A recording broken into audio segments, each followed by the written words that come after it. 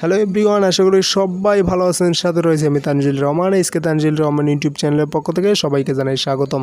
তো গাইস, নতুন একটি প্রোডাক্ট আনবক্সিং করে দেখাবো। এটি মূলত বাচ্চাদের একটি টয়, মানে খেলনা। আর এই খেলনাটি হলো একটা মোটরসাইকেলের রিভিউ। এটি একটি বাচ্চাদের খুব ফাস্ট একটি মোটরসাইকেলের রিভিউ।